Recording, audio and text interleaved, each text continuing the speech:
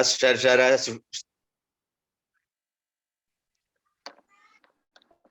para mahasiswa, ya, ini kesempatan yang baik untuk menimba ilmu dari narasumber lapangan, ya, narasumber langsung dari guru pengajar geografi, ya, di mana Pak Karyono ini, ya, lengkapnya Karyono SPD MPD, ya, saudara-saudara sekalian.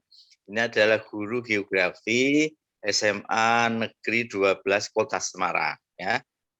Beliau ini sudah belasan tahun saya kira mengajar di SMA 12 dan saya yakin Pak Karyono ini punya pengalaman-pengalaman yang banyak, ya, terkait dengan pembelajaran geografi, ada evaluasi pembelajaran geografi, ada media geografi, ada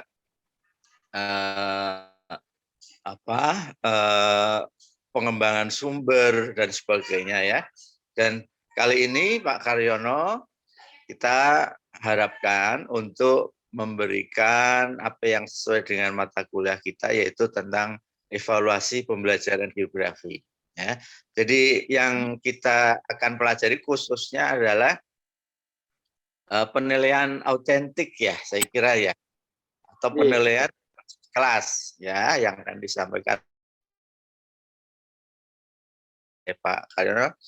Ini kesempatan yang bagus, jadi saya ucapkan selamat datang Pak Karyono di forum atau di ruang Zoom Rombel Evaluasi Pembelajaran Geografi FIS UNES, dan saya ucapkan terima kasih sekali, ya, atas kesetiaan terhadap alma mater, ya, Pak Karyono, dan beliau ini kolega saya nih, kalau kerja bareng di BPMPK dengan saya ini, ya, Pak Karyono. Jadi Pak Karyono guru sebagai penyusun media, penyusun evaluasi dan sebagainya. Saya sebagai pengkaji materinya lah, gitu, ya. Pak Dika, selamat datang. Nih sudah bisa bergabung nih Pak Dika. Ya, Pak. Kita sedang mulai kehadiran Pak Karyono, ya. Untuk mahasiswa saya berpesan untuk mengikuti dengan cermat, ya, dan sampai selesai, ya, agar nanti memiliki pemahaman yang menyeluruh, ya, jangan sepotong-sepotong, ya.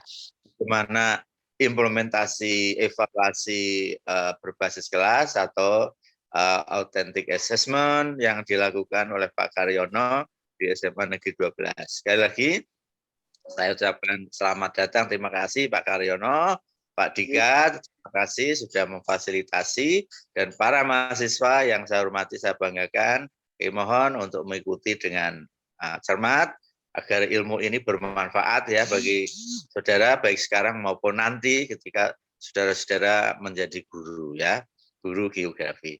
Saya kira demikian yang pengantar saya, ya. Silahkan Pak Karyono untuk bisa memulai, ya, dan saya memantau dari suara, ya, karena akan OTW ke kampus. Tadi malam ditugasi Pak Rektor ke Habib Lutfi di Pekalongan, pulangnya sampai jam 2 pagi. Jadi ini yang kan ada hari peringatan hari lahir Pancasila tanggal 1, ya, narasumbernya salah satunya adalah Pak Habib Lutfi dari Pekalongan, dan minta itu luring, mintanya datang luring. Nah, itu yang harus ke sana. Saya tadi malam dengan Pak Dekan pulang sampai jam 2 pagi, jadi masih ngantuk. Ya, Pak Karyono dan saudara, selamat belajar, ya, selamat mencermati kajian dari Pak Karyono. Demikian, terima kasih. Secara resmi saya nyatakan acara ini dimulai. Monggo. Assalamualaikum warahmatullahi wabarakatuh. Waalaikumsalam warahmatullahi wabarakatuh. Terima kasih Bapak Dik atas pengantarnya. Selanjutnya kita langsung ke pemateri. Bapak Karyono sudah siap? Sudah. Siap. Oke. Untuk mempersingkat waktu, kepada Bapak Karyono kami persilakan. Bacakan CV-nya dulu, biar kenal. Tadi sudah dibantu dengan Bapak Apik, Bapak. Sudah. Perlu saya bacain lagi? Bacain lagi dong. Biar kenal. Nah, Ya. Oke, saya baca ya, Bapak. Oke, nama lengkapnya adalah Bapak Karyono, SPD MPD, kelahiran Cilacap 11 Juli 1977. Bapak Karyono ini merupakan seorang guru muda di SMA Negeri 12 Semarang. Betul, Bapak? Betul. Oke, sudah bisa dilanjutkan?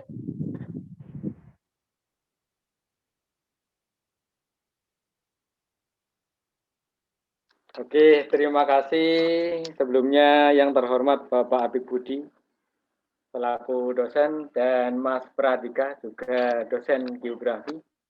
Dan terima kasih juga atas kesempatan yang diberikan kepada saya untuk berbagi ilmu. Ya sebenarnya saya tidak menggurui ini. Saya hanya sekedar berbagi saja pengalaman yang sudah pernah saya laksanakan di sekolah saya khususnya SMA Negeri 12 Semarang.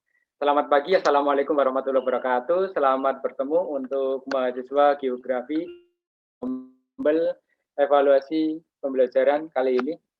Ya, materi ini yang pertama ini saya sampaikan sebagai dasar sebenarnya. Dulu ketika kurikulum 2013 pertama kali diberlakukan, tahun 2014, kemudian tahun efektif diberlakukan tahun 2016, itu banyak yang mengeluh dengan begitu rigidnya dalam penilaian yang dilakukan. Itu dianggap sebagai hal yang sangat membebani itu. Maka kemudian di tahun 2017, Kementerian Pendidikan melakukan revisi atau istilahnya ada penyederhanaan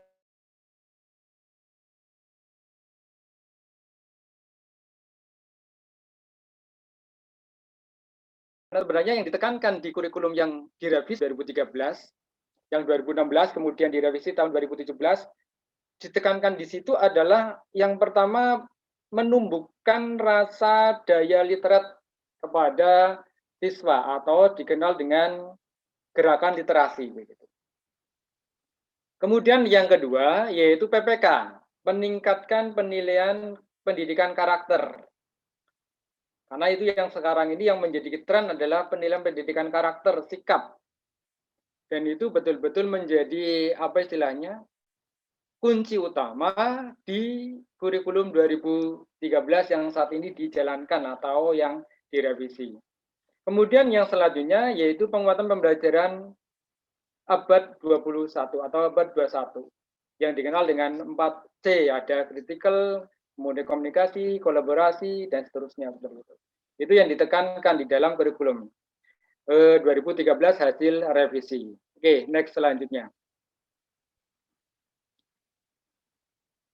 Oke, slide yang kelima. Oke. Ya. Ini yang diharapkan di dalam kurikulum, tapi sebenarnya adalah prioritas pembangunan nasional berdasarkan nilai-nilai budaya. Maka di sini ditekankan betul bagaimana pendidikan karakternya. Kalau nanti saudara-saudara itu membuka atau melihat file rapot dari peserta didik, maka di situ yang menjadi prioritas pertama adalah nilai sikap. Ada dua, yaitu nilai sikap spiritual dan nilai sikap sosial. Dan itu betul-betul ditekankan. Lalu siapa yang melakukan penilaian nanti kita lihat yang selanjutnya, oke? Slide yang selanjutnya. Ya.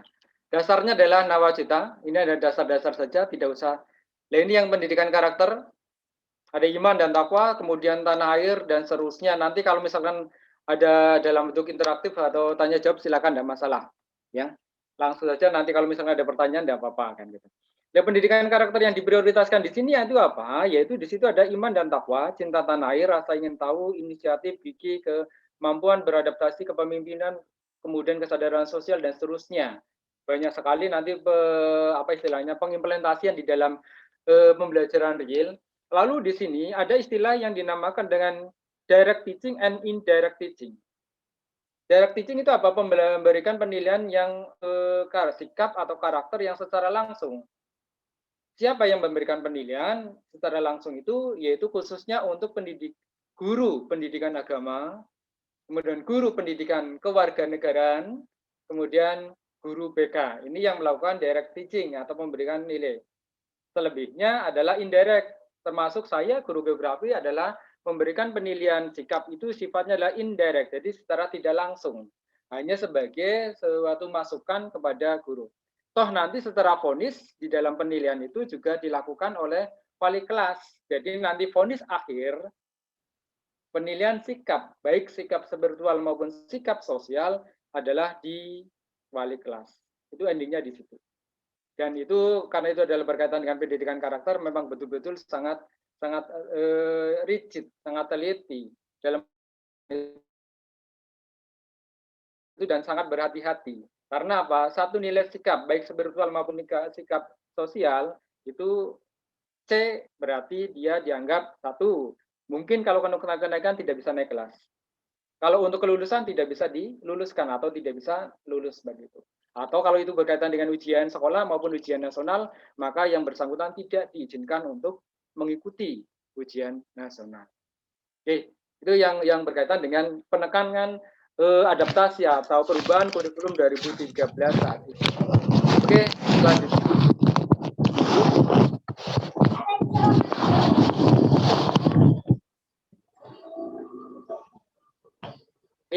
Saya kira nilai-nilai karakter yang nanti akan diolah, ada olah hati, olahraga, saya kira kemudian itu sama lah. Ya, jadi tidak terlalu keagamaan, kemudian nanti diterjemahkan lagi di breakdown lagi mengenai sikap jujur, toleransi, disiplin, kerja keras, dan seterusnya. Itu banyak, atau sekitar ada 18 nilai-nilai karakter yang nanti akan ditanamkan. Setelah itu nanti baru diimplementasikan di dalam proses pembelajaran, diringkas dalam bentuk religionitas, kemudian integritas, gotong royong, kerjasama, dan seterusnya seperti itu. Yaitu adalah gerakan nasional revolusi mental yang ditanamkan oleh pemerintah untuk saat ini. Oke, next. Oke, itu ada ide kurikulumnya, kemudian ada rencana, plan, kemudian ada intended, dokumen kurikulum yang kemudian disiapkan. Saya kira itu tidak terlalu formal, saya hanya menambahkan dasarnya. Oke, next saja.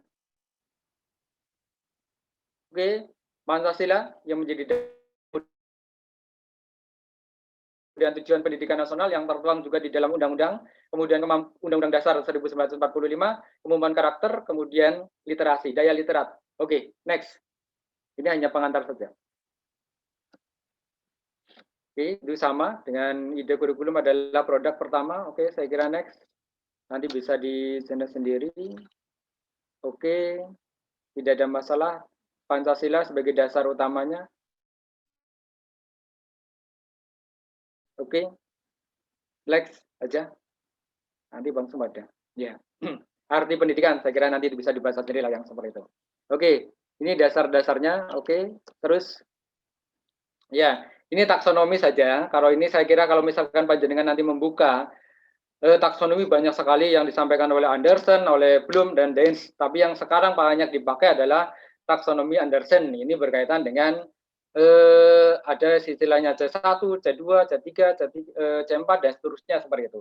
Itu nanti bisa dibaca sendiri. Banyak sekali, tinggal mengimplementasikan itu terutama nanti di dalam penulisan IPK atau indikator pencapaian kompetensi yang diharapkan. Tentunya hal ini harus disesuaikan dengan KD, kompetensi dasar yang sudah digariskan oleh regulasi, oleh kurikulum yang ada. Oke, terus lanjut.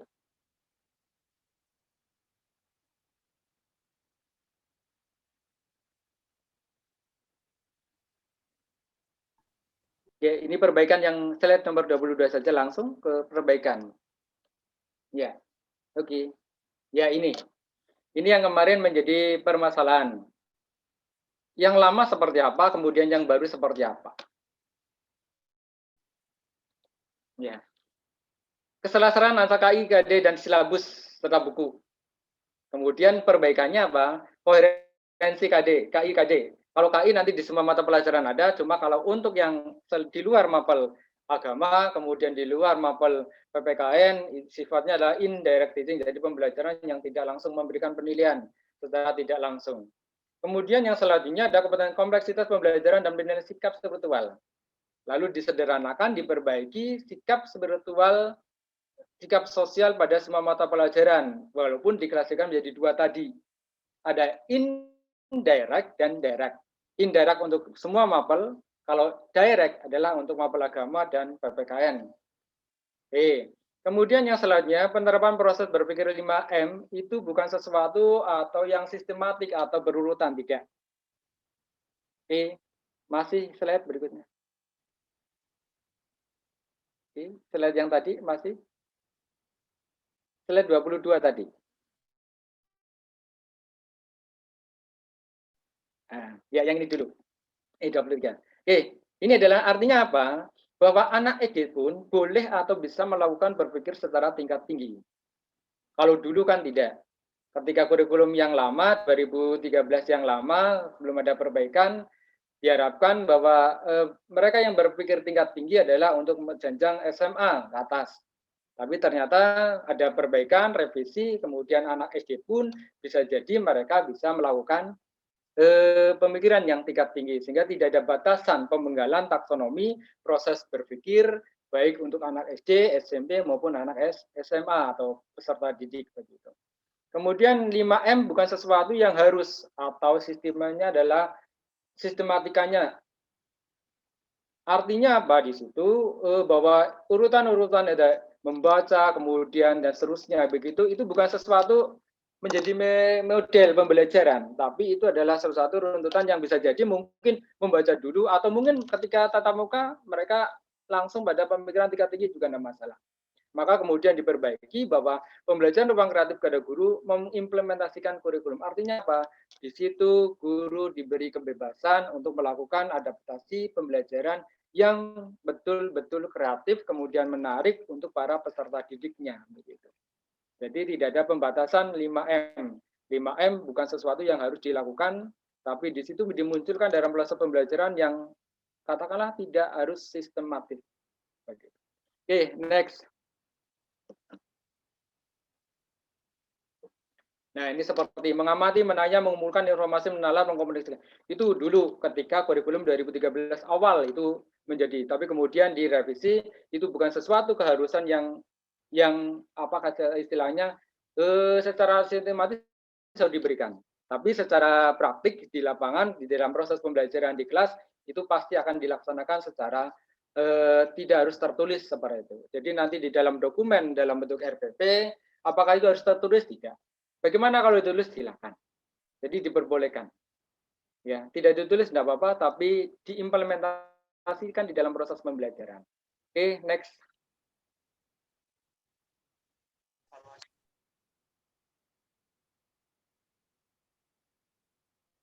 Ya, ini hasil perbaikan dokumen kurikulum 2013 berkaitan dengan KIKD, penyelarasan dokumen. Yang pertama di situ dari keselarasan antara dokumen KIKD, silabus, dan buku. Kemudian penataan kompetensi sikap spiritualnya pada mata pelajaran pendidikan agama, budi pekerti, dan mata pelajaran memiliki pembelajaran sikap spiritual dan sosial. Ini yang tadi sudah saya sampaikan. Jadi dalam bentuk pembelajaran langsung atau direct teaching. Kemudian kesinambungan cakupan skop dan urutan sequence KD sejak kelas 1 sampai kelas 12. Kemudian yang ketiga, koherensi horizontal, keserasan cakupan skop dan urutan sequence antara mata pelajaran. Kemudian di dalam penataan sikap spiritual dan sikap sosial, mata pelajaran selain pendidikan agama, budi pekerti, dan PKN, sifatnya adalah tidak langsung atau indirect teaching. Tadi sudah saya sampaikan seperti itu. Jadi beban panjenengan semua nanti ketika menjadi guru untuk melakukan penilaian sikap baik itu sosial maupun spiritual menjadi berkurang. Namun tetap panjenengan nanti akan diminta untuk memberikan masukan tentang sikap sosial dan sikap spiritual dari peserta didik yang panjenengan ajar.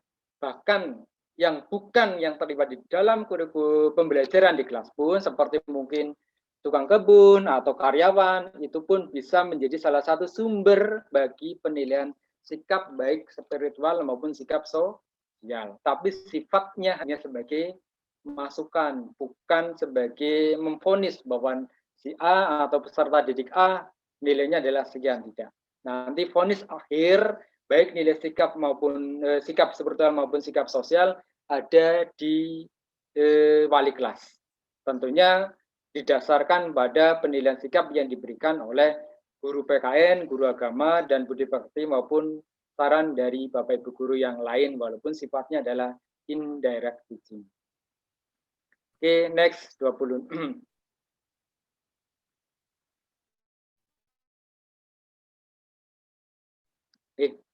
Itu KI lama, kemudian ada yang baru, sebenarnya intinya ya sama. Jadi hanya perubahan kosakata atau kalimat saja. Jadi tidak ada yang signifikan di dalam proses KI-KD.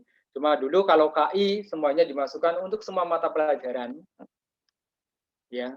Jadi semua mata pelajaran di dokumen kurikulum, khususnya RPP maupun silabus itu KI tercantumkan di situ. Tapi nanti dalam implementasi pembelajaran tidak semua melakukan penilaian yang sifatnya langsung, kecuali untuk mata pelajaran agama, kemudian ada PPKN. Kalau bagaimana dengan guru BK? Guru BK pun bisa memberikan penilaian itu karena sifatnya juga direct. Cuma guru BK di beberapa sekolah tidak masuk kelas. Tapi kalau di sekolah kami di SMA 12 Semarang, BK diberi jam waktu untuk masuk di dalam proses pembelajaran. Yaitu 1 minggu adalah 1 jam. Jadi BK pun nanti akan memberikan masukan pembelajaran berkaitan dengan nilai kepribadian atau pengembangan diri. Oke, next. Ya, ini yang diimplementasikan. Jadi kalau kurikulum 2013 sebelum ada revisi, bahwa semakin tinggi tingkatan pendidikannya atau dalam jenjang pendidikan, SD, SMP, SMA diharapkan memiliki daya cipta, kemudian daya kreatif atau bisa dikatakan berpikir tingkat tinggi. Tapi kemudian di dalam revisi penyusunan KD, semua peserta didik di jenjang, baik SD, SMP maupun SMA, berarti memiliki kesempatan yang sama untuk melakukan pemikiran yang tingkat tinggi. Jadi tidak hanya untuk mereka yang berada di tingkat SMP atau yang SMA atau yang sederajat. Kalau dulu ada jelas untuk yang taraf rendah, berpikir taraf rendah adalah SD, kemudian sedang SMP, kemudian tinggi adalah SMA. Tapi di kurikulum revisi tidak. Jadi semuanya diberi kesempatan yang sama. Bahkan mungkin bisa jadi anak SD memiliki tingkat pemikiran yang tinggi atau lebih tinggi dibanding mereka yang berada di SMP, bahkan mungkin yang berada di SMA atau yang SMK. Jadi di SD pun sekarang punya kesempatan untuk berpikir tingkat tinggi. Oke, next. Oke. Yes, hasil perbaikan dokumen kurikulum 2013, saya kira tidak begitu. Silabus disiapkan oleh pemerintah, betul. Tapi silabus yang disiapkan oleh pemerintah sifatnya adalah baku. Artinya apa? Sifatnya adalah standar minimal. Lalu tugas Bapak Ibu guru nanti ketika berada di lapangan, dari silabus minimal yang sudah dikeluarkan oleh Kementerian Pendidikan dan Kebudayaan harus dikembangkan, ditambahkan. Boleh nggak ditambahkan? Boleh. Dikurangi? Tidak. Karena sifatnya adalah minimal itu. Ya, itu silabusnya. Jadi dikembangkan. Kalau yang dikeluarkan oleh kementerian silabusnya adalah 3 kolom, kemudian dikembangkan oleh guru nanti diimplementasikan di lapangan, paling tidak minimal dikembangkan menjadi 4 kolom. Tentu ada beberapa tambahan model pembelajaran yang digunakan, kemudian alokasi waktu, kemudian ada penilaian dan seterusnya, itu nanti ditambahkan. Kalau yang dikeluarkan oleh kementerian silabusnya hanya ada 3 yang sederhana. Boleh ditambah tapi tidak boleh dikurangi, minimal sama. Kemudian dalam pembelajaran tematik khusus jenjang SD, guru dapat mengembangkan tema dan subtema. Itu untuk SD. Tim M merupakan komponen proses berpikir yang perlu dialihkan secara terus-menerus. Ya.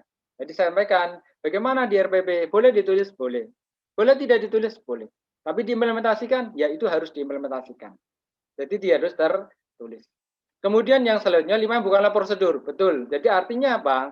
Tidak harus dalam bentuk 5M itu semuanya ada.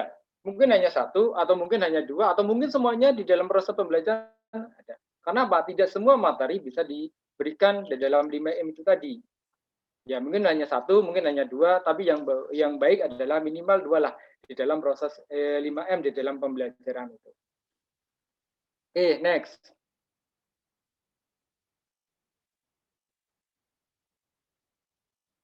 Ya. Peragaman dan diversifikasi kurikulum, saya kira dasarnya adalah nawacita, tujuannya adalah revolusi karakter atau revolusi mental yang di waktu itu dicanangkan betul oleh pemerintah. Maka kemudian nilai spiritual dan nilai sikap sosial itu menjadi prioritas di dalam penilaian. Namun kembali lagi di dalam masyarakat kita ternyata kualitas pendidikan ternyata tidak diukur dari nilai karakter, tapi lebih diukur dari nilai pengetahuan. Ya, jadi ini adalah tugas kita bersama untuk menyadarkan atau memberikan pemahaman kepada masyarakat bahwa yang namanya pendidikan berkualitas bukan hanya sekedar nilai, tapi juga lebih pada bertumbuh pada karakter atau sikap.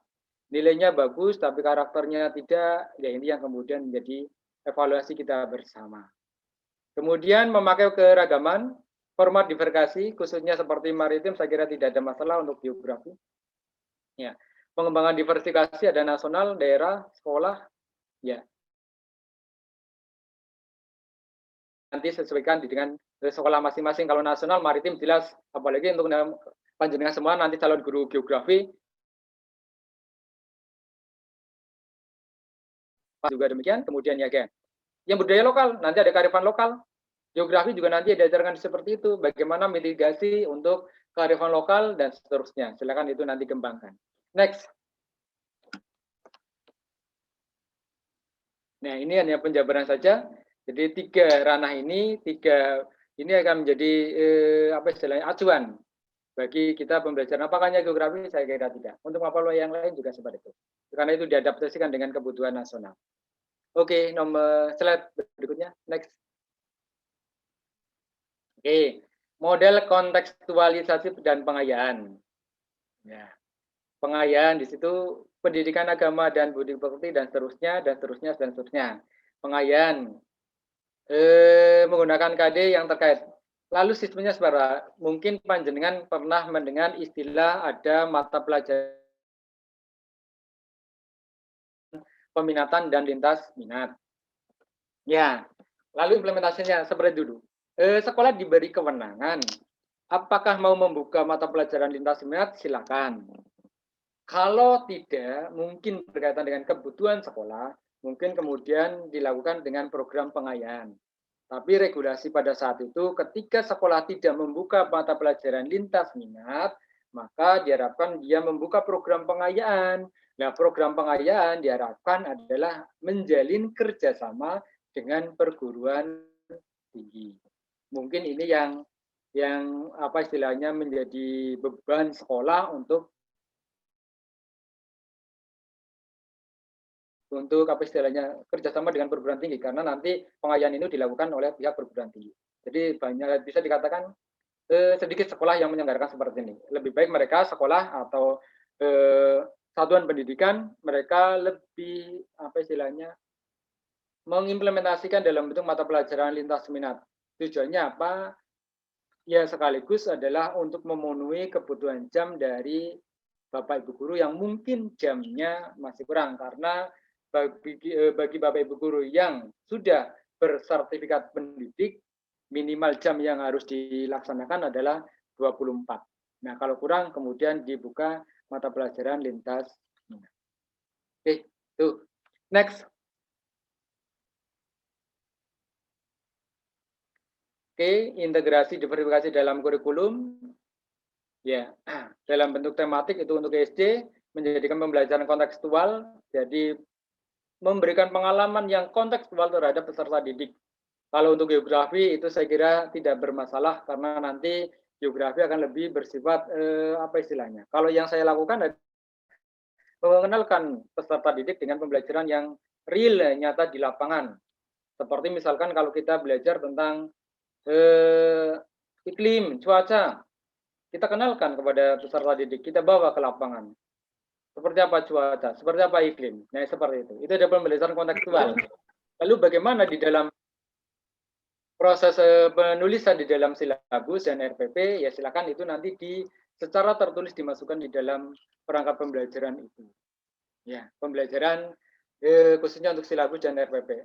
Tapi sekarang RPP-nya lebih apa istilahnya lebih sederhana karena diminta hanya 1 lembar, jadi tidak masalah. Oke, next.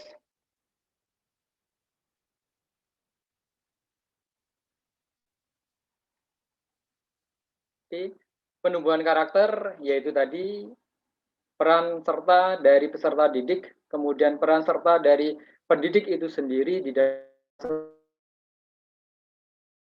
pembelajaran. Kalau kita berada di indirect, ya kita bagaimana memberikan pembelajaran karakter yang baik di dalam pembelajaran kita di kelas. Misalkan ada pas ketika KBM, kegiatan belajar mengajar, ada peserta didik yang tidur, bagaimana kita mensikapi itu adalah salah satu bentuk penilaiannya. Yaitu dari penilaian sikapnya, tapi kita tanamkan betul pendidikan-pendidikan karakter seperti itu. Oke, next.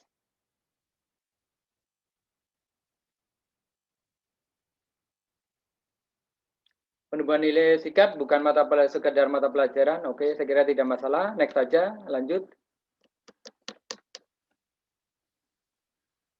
Penumbuhan budi pekerti sama saja. Next, lanjut.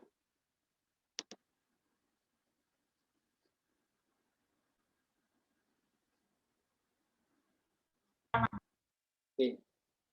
Ya, kalau ini tidak masalah. Langsung pembelajaran. Oke, di sini ada prinsip-prinsip pembelajaran.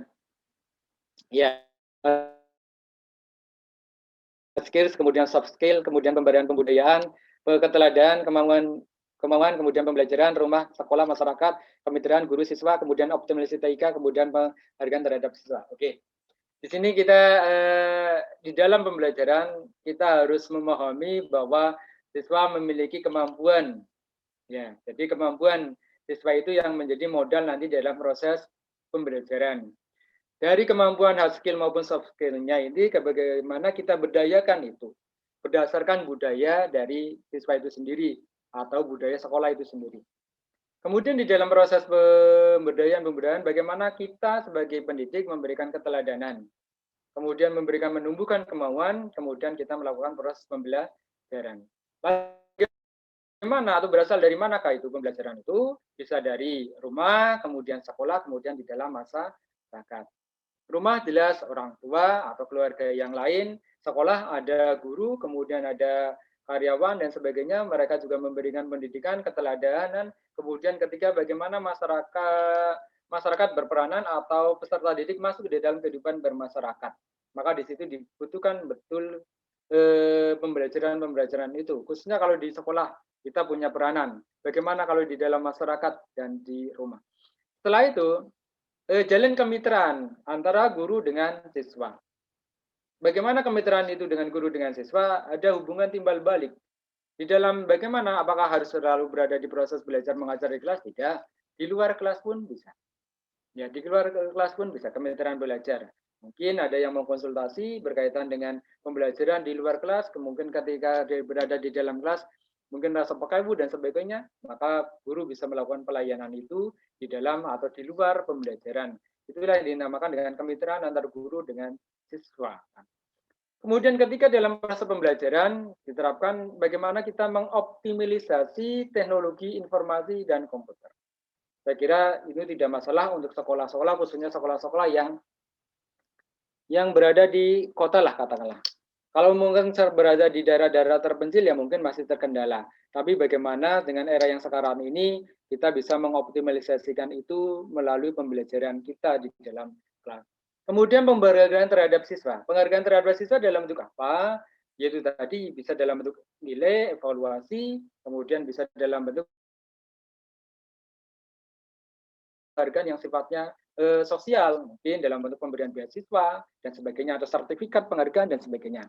Kalau yang untuk Bapak Ibu guru ya biasanya dilakukan penilaian yang positif terhadap siswa. Tapi kalau untuk penghargaan yang diberikan oleh sekolah biasanya dalam bentuk beasiswa ataupun yang lainnya. Oke, next. Belajar aktif. Guru menciptakan pembelajaran sehingga siswa, satu, mengalami, melakukan, mengamati, berdialog dengan orang lain, diri sendiri, sebagai bentuk interaksi, kemudian refleksi. Jadi menilai diri sendiri, bagaimana proses pembelajaran yang sudah kita lakukan. Itu yang disebut dengan refleksi. Lalu interaksi apakah hanya dengan guru? Tidak, dengan temannya. Maka nanti ada istilah penilaian antar teman. Penilaian antar teman ini sebagai dasar pokok? Tidak. Sebagai acuan bagi Bapak Ibu guru untuk memberikan penilaian, khususnya penilaian yang sifatnya adalah sikap. Contoh misalkan si A menilai si B. Ya, si A menilai si B apanya? Bagaimana tadi ketika ulangan? Dia jujur atau tidak? Tapi sifatnya adalah rahasia.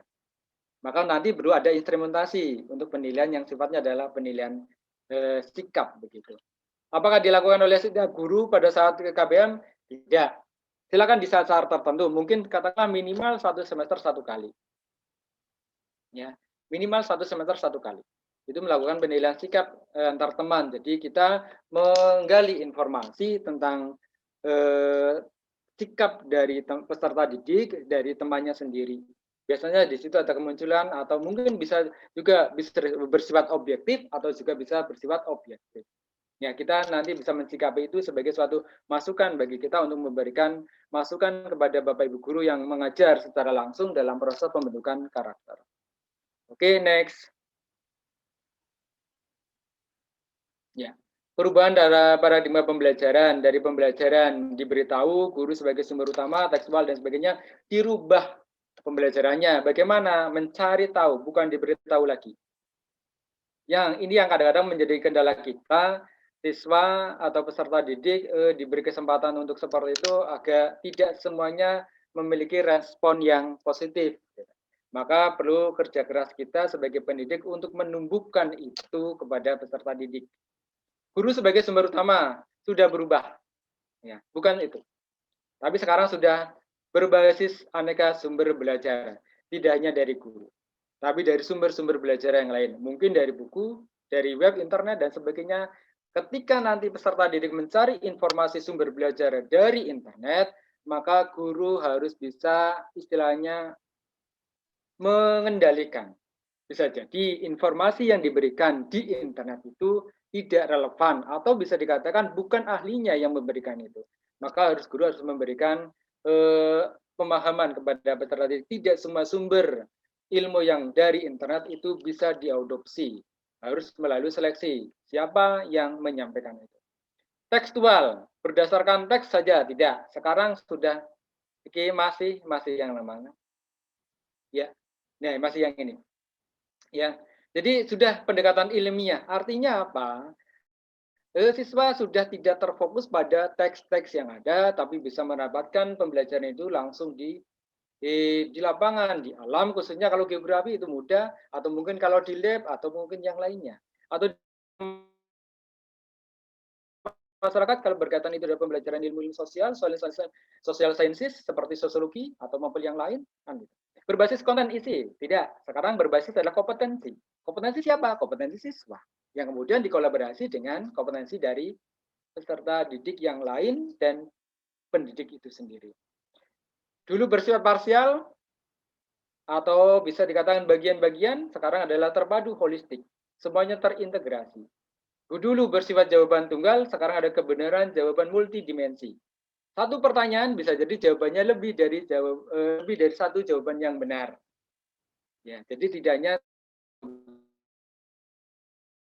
jawaban tunggal, tidak. Tapi bagaimana jawaban itu, satu pertanyaan ternyata jawabannya bervariasi. Kemudian verbalisme, sekarang tidak, lebih diprioritaskan pada keterampilan aplikatif, diimplementasikan dari apa yang didapatkan di dalam pembelajaran, kemudian diimplementasikan di dalam praktek keterampilan atau yang bersifat aplikatif. Oke, next. Oke, model pembelajaran silakan disesuaikan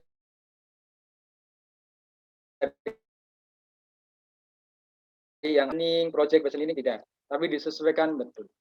Pendekatan saintifik tadi, kalau kita menerjemahkan, mengimplementasikan 5M tadi, mencoba dan seterusnya, itu adalah pendekatan saintifik.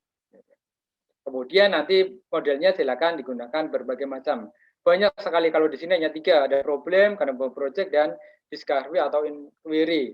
Banyak sekali sebenarnya model-model pembelajaran. Silakan tentunya disesuaikan. Boleh nggak dalam satu pembelajaran itu menggunakan beberapa model? Silakan dikolaborasikan yang satu dengan model yang lain. Jadi tidak terfokus hanya pada satu model. Kemudian di sini di dalam proses pembelajaran, guru diberi ruang menggunakan pendekatan model yang pembelajaran lain. Jadi banyak sekali. Maka kemudian disesuaikan.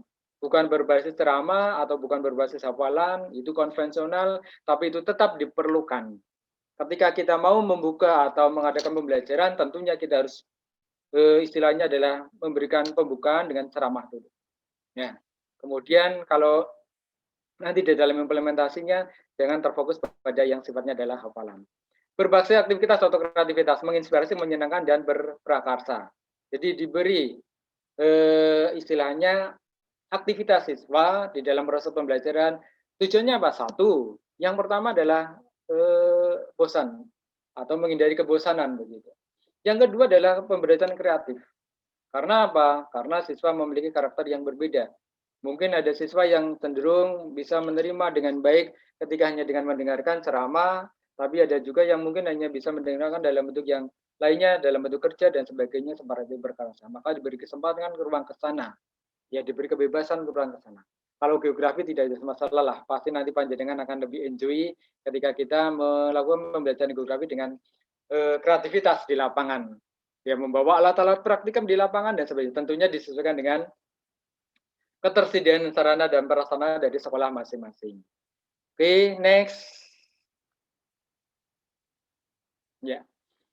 Rekap daftar judul buku dan sebagainya. Ya, kalau sumber belajar sekarang ini semua buku yang mengadopsi kurikulum 2013 selalu ditentukan biodata dari penulis termasuk nomor kontak, email dan sebagainya. Tujuannya apa? Berarti kita usernya atau pengguna bukunya baik guru maupun peserta didik ketika mendapatkan buku-buku yang mungkin tidak sesuai, maka bisa langsung memberikan atau langsung melakukan kontak secara langsung pada penulisnya. Nah, ini yang diharapkan seperti itu. Oke, itu untuk pembuka dari materi yang berkaitan dengan penilaian. Kalau ada hal yang ingin disampaikan, silakan monggo sebelum nanti kita buka untuk slide yang berkaitan dengan penilaian.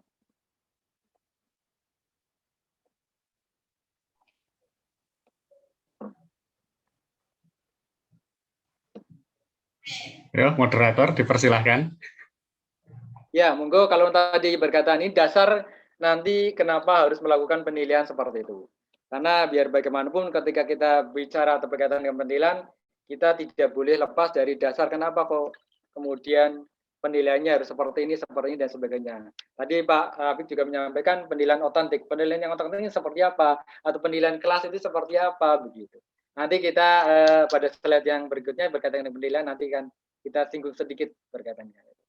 Monggo silakan kalau ada hal yang disampaikan berkaitan dengan dasar tadi kenapa kok ada revisi berkaitan dengan kurikulum 2013. Lupa itu kan tertulis tahun 2018 ya. Saya tidak membuat baru supaya apa itu betul-betul adalah materi itu berasal dari kementerian. Ya, dari kementerian kemudian kita adaptasikan ketika kita sudah praktik sekolah. Terima kasih Bapak untuk pemaparan materi sebelumnya.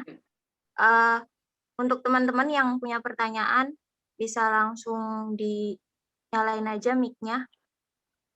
Silahkan.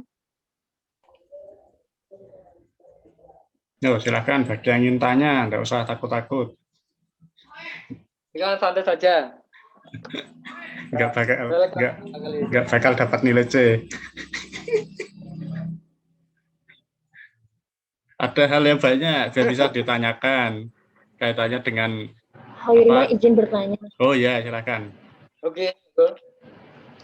Ya, mungkin ini pertanyaan klasik sih Pak. Saya ingin mengetahui bagaimana perspektif dari Pak Karyono. Jadi mengapa sih Pak kurikulum di Indonesia itu selalu berubah? Kurikulum di Indonesia selalu berubah. Iya. Ya. Oke. Tahun 2002 saya lulus tahun 2001. Kemudian 2002 saya belajar di sekolah yayasan di Cilacap di Yosudarso Senior High School. Di sekolah tersebut selalu menjalin kemitraan dengan sekolah-sekolah yang ada di luar negeri, seperti di Finlandia dan di Australia. Nah, salah satu bentuk kemitraan di sana, setiap tahun ada pengajar dari Finlandia datang ke sekolah kami waktu itu. Ya. Hal yang menarik, Finlandia adalah satu negara yang tidak tergiur dengan mengikuti lomba-lomba yang sifatnya adalah pendidikan seperti Olimpiade. Di sana tapi pendidikannya maju. Di sana pendidikannya maju. Hal yang menarik ketika saya berkomunikasi dengan Mr. Barney, pengajar dari Finlandia begitu. Di Indonesia, kurikulum bisa dikatakan 10 tahun sekali berganti. Itu termasuk jangka waktu yang cukup lama, 10 tahun sekali berganti. Di Finlandia, itu kurikulum akan berubah setiap 2 tahun sekali. Kita 10 tahun sekali ganti, kita akan kerusulah begitu. Mengeluh, kok kurikulumnya seperti ini, apalagi kemarin kurikulum 2013 penilaiannya begitu rigid dan kita membuat para guru stres, bahkan ada Bapak Ibu guru yang menyatakan diri lebih baik pensiun dini daripada saya harus mengajar di kurikulum 2013. Betul itu, tidak hanya 1-2 orang, banyak. Ya. Karena apa? Merasa begitu tidak bisa mengikuti penilaian yang begitu rigidnya begitu. Ya mungkin kemudian pemerintah mendengar keluhan itu, kemudian melakukan revisi terhadap kurikulum 2013 yang awal itu tadi, dengan penyederhanaan terhadap penilaian begitu. Nah inilah sebenarnya kalau kita mau belajar, dulu katanya kurikulum 2013 mengadopsi dari beberapa negara. Ya beberapa negara, termasuk waktu saya kuliah juga di UNES begitu, saya diajak oleh UNES ke Singapura. Di sana kita mengamati bagaimana pembelajaran yang ada di Singapura di North Vista Senior High School. Lalu bagaimana pembelajaran di sana? Satu hal yang saya amati di sana, kurikulum di sana sederhana. Artinya apa?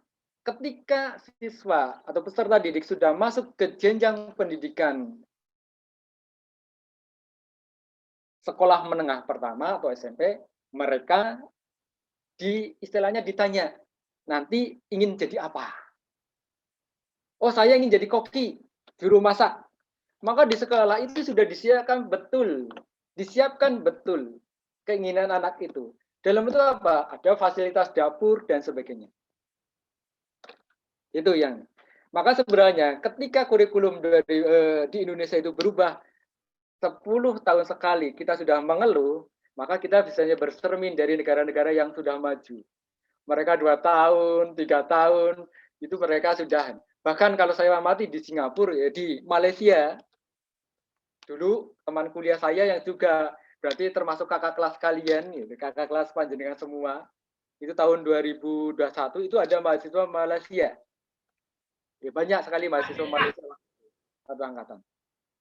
Ketika mereka sudah jadi guru di Malaysia, maka setiap 2 tahun sekali mereka akan direfresh, kembalikan ke alma mater untuk belajar lagi. Ya, jadi gurunya disuruh belajar lagi begitu. Itu di Malaysia. Di Singapura juga seperti itu kan gitu. Inilah kelebihannya di sana. Jadi sebenarnya apapun kurikulum yang dilakukan atau yang dilakukan perubahan, lalu bagaimana kita bisa mengimplementasikan itu dan beradaptasi dengan kurikulum yang ada. Iya. Dulu saya secara pribadi juga, waduh, kok penilaiannya seperti ini begitu. Jadi tidak hanya kita yang berada di luar, kita yang menjalankan juga gitu. Ya. Tapi ketika kita belajar di negara lain, Ya wong Finlandia 2 tahun sekali kurikulum berubah enggak masalah, kok kita gitu. Sampai kemudian Mr. Barney itu mereka tercengang. Kita SMA dalam 1 minggu mendapatkan pembelajaran katakanlah 5 hari itu sekitar 46 jam. Dengan 17 mata pelajaran. Ya, 17 mata pelajaran. Pasti panjenengan semua pernah ngalami itu. Ya, 17 mata pelajaran, mungkin ada yang 16 dan sebagainya. Di negara lain, Singapura, Finlandia, memang mata pelajarannya tidak sebanyak di negara kita. Sampai-sampai Mr. Barney itu mengatakan, wah, berarti siswa Indonesia itu luar biasa. Loh, luar biasanya di mana?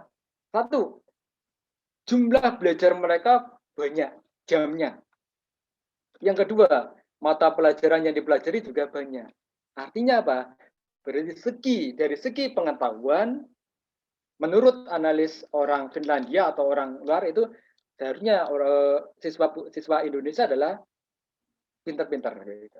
Itu analisisnya gitu loh. Nah, tapi ternyata berbeda ketika kita menjadi yang melaksanakan kan gitu loh. Yo, betul ya? Kita guru juga ngeluh, kan gitu loh. Siswanya juga mengeluh, pelajaran sampai pagi, sampai pagi dari pagi sampai sore, kemudian penilaiannya juga seperti itu, belum lagi dan sebagainya. Inilah yang sebenarnya disederhanakan yang namanya authentic assessment, penilaian otentik, apa istilahnya? Di dalam proses pembelajaran, Bapak Ibu guru ketika mengajukan pertanyaan dan dijawab, atau sebaliknya, ada siswa yang bertanya dijawab oleh siswa yang lain, atau bahkan mungkin siswa itu bertanya, itulah salah satu sumber nilai yang sebenarnya bisa digunakan oleh guru untuk memberikan penilaian terhadap peserta didik. Jadi jangan terfokus pada ulangan. Saya secara pribadi, dalam 1 semester, saya paling tidak hanya sekitar 1 atau 2 kali melakukan ulangan, yang sifatnya ulangan. Menilai dalam bentuk sifat ulangan. Tapi kalau yang melaksanakan setiap KBM atau pembelajaran, saya selalu memberikan penilaian. Setiap tatap muka, setiap datang, atau setiap melakukan pembelajaran di kelas saya memberikan penilaian. Apakah penilaiannya dalam bentuk ulangan? Tidak. Tidak harus selalu dalam bentuk ulangan. Saya bisa dikatakan saya yang paling jarang melakukan ulangan, tapi paling banyak memberikan penilaian. Nah, penilaian dalam bentuk apa? Yaitu tadi di dalam proses pembelajaran. Ketika Bapak Ibu guru menjelaskan, kemudian ada peserta didik yang tanya, belum dijawab oleh peserta didik, oleh gurunya yang ditanya, kok sudah dijawab oleh peserta didik yang lain, diberi kesempatan untuk menjawab. Itulah sumber kita untuk penilaian. Jadi tidak fokus pada ini. Jadi tak usah mengeluh. Nanti kalau sudah mengeluh, kalau sudah praktek itu, kalau setiap tahun bahkan 10 tahun sekali kurikulum berubah, itulah suatu bentuk adaptasi bagaimana kita bisa mengikuti perkembangan. Mungkin dari pengamatan analis bahwa oh ini sudah tidak relevan, harus ada perubahan. Nah, seperti itu.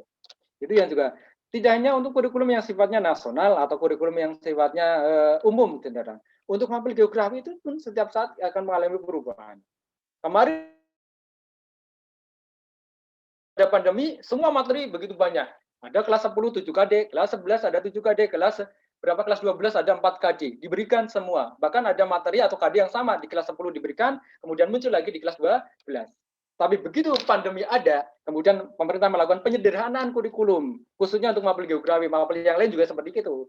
Tapi mapel geografi juga penyederhanaan. Contohnya apa? Misalkan di kelas 10 yang tadinya 7 KD disederhanakan hanya menjadi 6 KD. Kemudian kelas 11 6 KD. Kemudian kelas 12 kemudian hanya bahkan kelas 12 itu lebih sedikit hanya 3 KD. Sudah 4 KD dipotong lagi menjadi 3 KD. Boten. Itu diulangi Bapak ya. Bapak Ibu guru yang melakukan pembelajaran di kelas. Nah, di 4 KD. Padahal dari pembelajaran di SMA. Ya sudah kita berikan aja semuanya. Ya. Karena apa? Yang diberikan regulasi oleh pemerintah sifatnya adalah minimal. Kalau lebih boleh, tapi jangan dikurangi. Ya, jadi kalau mungkin panjenengan mengamati, wah kurikulum ganti Ternyata kita yang berada di lapangan, di praktek pun kita juga pernah mengeluh, ya, pernah mengeluh, pernah juga ada yang kemudian putus asa sampai kemudian ingin mengajukan pensiun dini, tidak ingin jadi guru karena dan sebagainya begitu. Tapi begitu kita menjalankan itu ternyata kita apa istilahnya mudah beradaptasi. Bahkan kemudian keluhan-keluhan kita didengar oleh pemerintah dengan memberikan penyederhanaan terhadap proses penilaian. Jadi sebenarnya nilai yang kita berikan tidak harus dalam bentuk ulangan, formalitas begitu atau formal begitu, tapi bisa dalam bentuk penilaian ketika kita dalam menyampaikan materi, kemudian ada siswa yang bertanya atau kita bertanya kemudian siswa menjawab, atau mungkin ada siswa yang bertanya kemudian ada siswa yang lain membantu memberikan jawaban, itulah kita rekam itu. Lalu di sini apa? Ya, kalau kita tidak bisa hafal terhadap peserta didiknya untuk memberikan penilaian itu, paling tidak kita berikan semacam ketika ada peserta didik yang bertanya atau peserta didik yang menjawab, tolong ya untuk selalu memperkenalkan diri. Nah, dari situlah kita secara tidak langsung memberikan penilaian terhadap peserta didik tersebut. Itulah yang sebenarnya implementasi dari authentic assessment atau penilaian yang sifatnya kelas.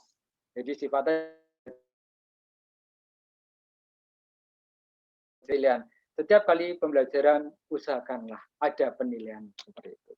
Walaupun tidak harus dalam bentuk ulangan. Nah, termasuk di dalam perubahan kurikulum 2013 atau nanti ada perubahan kurikulum lagi, ya mengeluh boleh, tapi sambil beradaptasi. Nanti keluhan itu akan hilang dengan sendirinya. Ya, keluhan itu akan sendirinya. Kemudian kita mengeluh karenanya RPP begitu rigid dan sebagainya, sampai berlembar-lembar, sampai menghabiskan 1 RIM dan sebagainya selama 1 semester, bahkan 2 semester dan sebagainya. Kemudian keluhan kita ternyata didengar oleh Pak Menteri. Kemudian muncullah kebijakan RPP 1 lembar dan seterusnya. Yang penting bagaimana kita menyampaikan apa istilahnya kesulitan-kesulitan kita, insya Allah pemerintah akan mengadaptasi itu dengan baik. Oke, itu ya. Jadi tidak usah merasa terbebani dengan perubahan kurikulum yang setiap saat berganti. Saya kira tidak ada masalah perubahan kurikulum apapun. Yang penting itu ada masih koridor kapasitas kita, kompetensi kita di dalam bidang yang kita dalami seperti itu. Oke, silakan monggo yang lain. Terima kasih Bapak atas jawabannya. Yang lain, teman-teman ada yang mau bertanya lagi? Ya, silakan bagi yang pengen tanya. Tidak ada? Saya Pak, Ada. mohon izin bertanya. Bukan bertanya sih, lebih ke menanggapi yang terkait yang Bapak sampaikan tadi mengenai penilaian, bahwa ada pun cara salah satu atau beberapa guru mata pelajaran itu melakukan ulangan sebagai penilaian individu itu mungkin karena ada peserta didik yang dimana saat pembelajaran itu diskusinya itu mereka tuh kurang aktif gitu. Jadi untuk mengacu atau mengacu mereka agar lebih ada yang harus dinilai, mungkin guru itu mungkin menggunakan ulangan harian seperti itu loh Pak.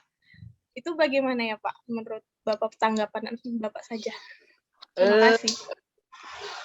Ketika kita memberikan penilaian yang sifatnya pembelajaran, mungkin bisa jadi saya sendiri secara kadang-kadang tidak percaya kok nilai anak ini tinggi sekali. Kan gitu. Nah, ketika kita merasa dalam diri kita nggak mungkin lah dalam tanda kutip anak ini kok nilainya tinggi, maka kita berikan ulangan yang sifatnya formal betul. Nanti akan terekam dari hasil itu. Inilah nilai ulangan yang biasa saya lakukan adalah seperti itu. Jadi menilai tidak semata dalam bentuk ulangan, tapi saya lakukan ulangan itu tujuannya apa? Salah satu untuk adalah mengukur tingkat kejujuran siswa di dalam proses penilaian. Karena bisa jadi ketika menilai dalam bentuk proses pembelajaran, peserta didik mungkin sempat ngelirik dan sebagainya. Tapi ketika kita melakukan ulangan, ya itu akan menjadi pembanding. Loh, nilai hariannya kok tinggi-tinggi sekali, tapi begitu saya berikan ulangan kok nilainya jeblok. Nah, inilah yang kemudian menjadi pertimbangan guru untuk memberikan penilaian ketika sudah masuk dalam format kurikulum atau nilai yang akan diberikan kepada kurikulum. Itu tadi. Tapi ada juga mungkin yang mungkin ulangan formalnya begitu banyak, itu tidak masalah. Namanya authentic assessment. Seberapapun guru memberikan penilaian, terserah. Kalau saya penilaiannya memang cukup banyak. Ada penilaian harian dan sebagainya, ada penilaian aktivitas dan sebagainya, termasuk kemudian penilaian ulangan. Nah, kalau penilaian ulangan, karena pengalaman, ya mungkin panjenengan juga pernah juga, ketika ulangan yang begitu dijaga dengan ketat, dilaksanakan dengan ketat, itu akan mempengaruhi secara psikis kepada siswa atau peserta didik. Sehingga kemudian hasilnya menjadi tidak baik. Bahkan ketika saya sedang melakukan ulang-ulangan seperti itu, satu kelas berjumlah 36, paling-paling yang tuntas hanya 6, 10, dan sebagainya kan gitu. Nah ini yang menjadi dasar. Maka nilai ulangan-ulangan formal seperti itu tidak bisa kita andalkan untuk bisa membantu peserta didik untuk mendapatkan nilai yang baik. Padahal kita dituntut untuk nilai yang baik dengan authentic assessment itu tadi. Sama saja misalnya panjenengan ketika kuliah kan seperti itu. Pasti akan guru. Kalian coba lihat panjenengan buka-buka kembali rapot. Oh, geografi nilai saya kok 90 gitu. Pernah nggak bertanya pada diri panjenengan semua? Kok nilai 9 itu betul nggak nilai sesuai dengan kemampuan saya? Itu pasti akan kalau bertanya seperti itu. Oh, ternyata loh, dulu saya seperti itu kan nilainya bisa 90. Lalu Bapak Ibu guru mendapatkan nilai dari mana? Itulah yang kemudian dilakukan oleh Bapak Ibu pemikiran bahwa yang namanya authentic statement itu memberikan nilai pembelajaran yang baik, yang positif kan gitu. Ketika nilai hariannya, nilai ulangan formalnya nilainya jelek, maka nilai harian yang mungkin diberikan oleh Bapak Ibu guru dalam jumlah yang relatif banyak, mungkin sampai panjenengan bosan dengan selalu ada nilai-nilai dan sebagainya, itulah justru dari nilai-nilai itulah sebenarnya yang membantu panjenengan semua, maka nilai di rapor menjadi nilainya baik. Ya, seperti itu. Makanya ketika ada penilaian seperti itu, ya jangan bosan-bosan. Mungkin pas di perguruan kok dosen itu selalu memberikan tugas dan sebagainya, itulah sebenarnya salah satu bentuk dosen itu nanti akan membantu panjenengan semua supaya nilai kalian di akhirnya di IP atau indeks kumulatifnya menjadi tidak jelek. Itulah kan gitu loh. Ya, tapi kadang-kadang ya itu tadi, ya banyak siswa atau peserta didik, bahkan mungkin panjenengan sudah jadi mahasiswa pun mengeluh dengan penilaian yang terlalu banyak dan sebagainya. Padahal sebenarnya itu tujuannya positif. Salah satunya yaitu membantu kalian ketika nanti dinilai akhirnya itu menjadi baik. Itu seperti itu. Ini kemudian sebenarnya ada pertanyaan. Di chat ya ada pertanyaan yang bertanya. Terima kasih atas jawabannya. Oke. Ini ada pertanyaan lewat chat. Terdapat rencana peleburan mata pelajaran agama dan PPKN. Apa pertimbangan dari kebijakan tersebut? Sedangkan kecakapan iman dan takwa di kurikulum 2013 merupakan aspek penting yang terkandung dalam mapel. Oke.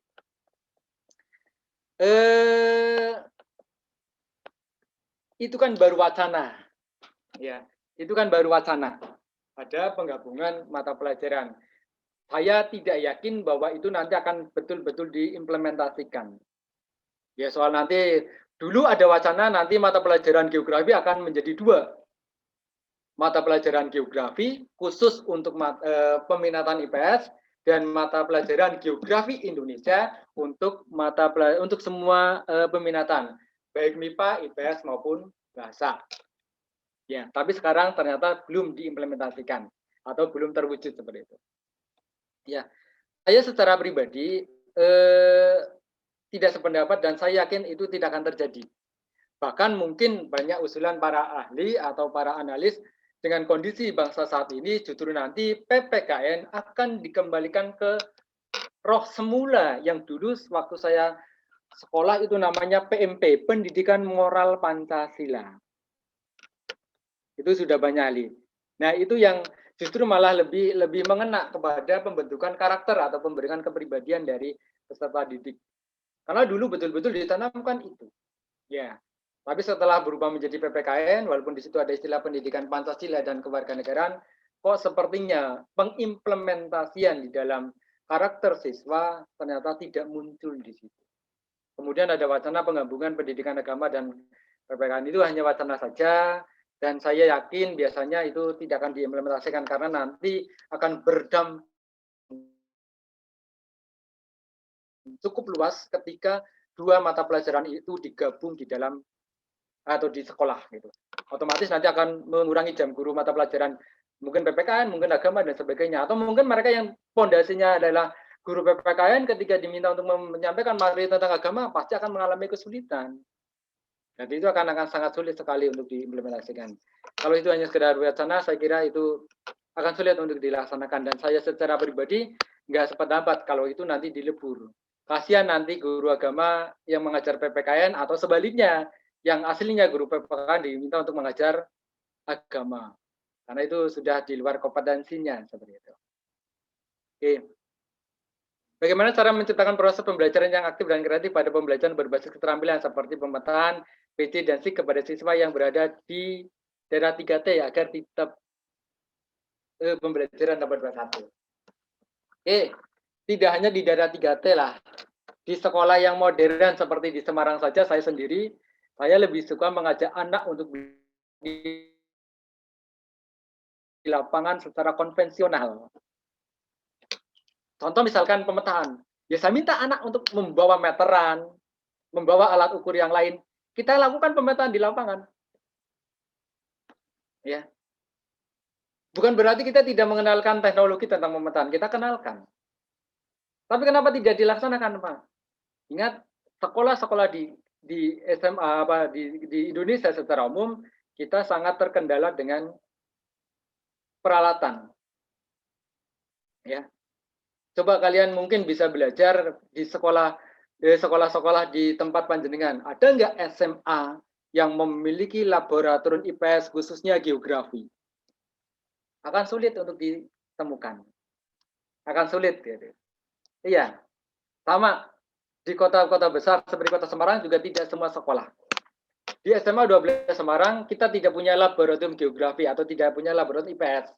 Tapi untuk geografi kita punya alat-alat.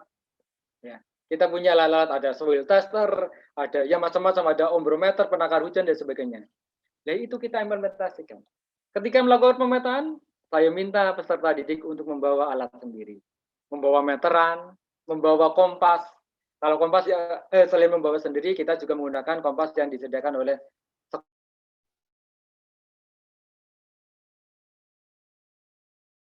lab kimia atau lab fisika dan lab biologi. Atau kita punya sendiri seperti kita punya kompas geologi, ya kita gunakan di situ pemetaan. Jadi ketika kita terkendala dengan IT, karena kita mengajar di daerah yang terpencil dan sebagainya, kita jangan patah semangat, kita punya kreativitas itu. Seperti penginderaan jauh. Ya, seperti penginderaan jauh. Juga gitu. Saya manfaatkan, kalau ada HP, manfaatkan itu. Google Earth, Google Maps, yang bisa ditampilkan dalam bentuk peta penginderaan jauh di situ. Kemudian kita manfaatkan. Kebetulan SMA kami, SMA 12, kita punya yang namanya adalah stereoskop. Nah, kita kombinasi stereoskop itu dengan menggunakan HP. Saya sudah melakukan pembelajaran itu dan anak peserta didik ternyata juga mereka senang. Kita bawa mereka ke lapangan, jangan menonton berada di kelas. Kita bawa foto udara yang ada, kemudian silakan amati foto udara dengan menggunakan stereoskop, kemudian dikombinasikan dengan menggunakan perangkat. Jadi seperti itu. Begitu juga dengan SIG. Ya, kalau kita terkendala dengan teknologi, kita gunakan SIG konvensional. Ya, kalau memang kita sudah ada, bisa ya silakan perkenalkan itu dengan teknologi. Tapi ketika kita terkendala, kita jangan patah semangat untuk berkreativitas secara konvensional, tidak masalah. Kan, gitu. Anak kreatif, anak suka, anak juga senang ketika melakukan pembelajaran seperti itu. Dan itu sudah saya lakukan di situ. Hasilnya ada, foto-fotonya juga sudah saya berikan. Bahkan dulu saya mau daftarkan untuk best practice gitu. Tapi belum ya. Tetapi ada bukti-buktinya seperti itu. Dan itu sudah saya lakukan. Jadi kita terkendala. Saya adalah lulusan produk jadul yang mungkin dari segi IT saya kalah. Tidak ada skill. Dulu saya mendapatkan mata kuliah sistem informasi geografik dan penginderaan jauh. UNES waktu itu belum punya lab-nya. Belum ada lab-nya. Kita tidak menggunakan lab SIG-nya. Baru setelah saya lulus, UNES baru punya lab SIG-nya. Berarti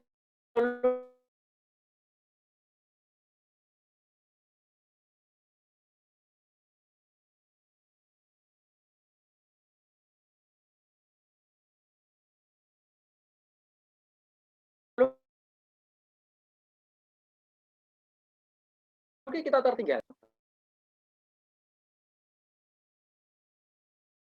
Mematahkan kita terhadap kreativitas karena kita terbatas dengan teknologi, kita terbatas dengan kondisi geografis yang mungkin kita tidak bisa kita turun, ya kita kenalkan secara konvensional, tidak masalah.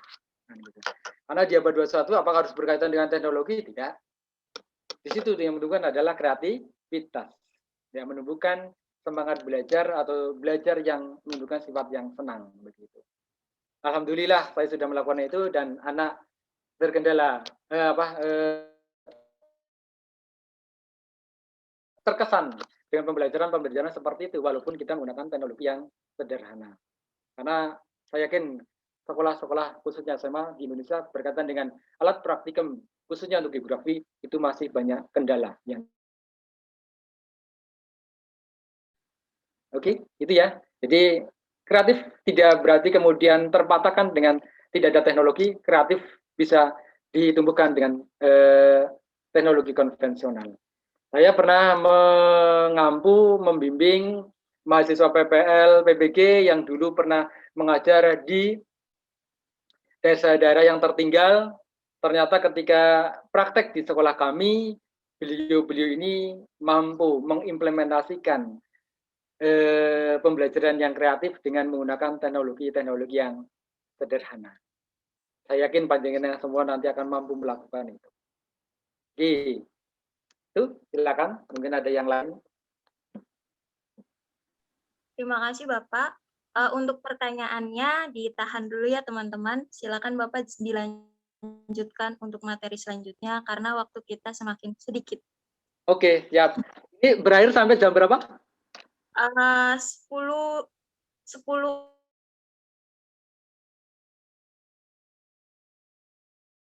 Bapak.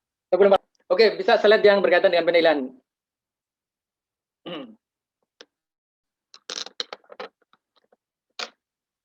Slide yang berkaitan dengan penilaian ada judulnya penilaian. Oke, Pak. Sebentar, Pak.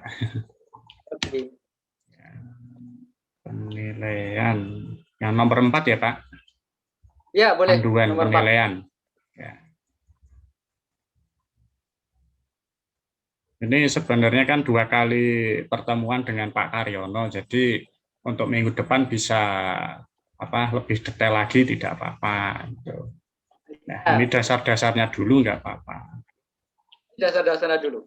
Karena ketika kebijakan kurikulum kalau tidak tahu dasarnya nanti kita akan tidak dasarnya apa ini loh. Jadi semua materi yang saya berikan itu semuanya bersumber dari kementerian, makanya saya tidak berani merubah, bahwa nanti ada salah.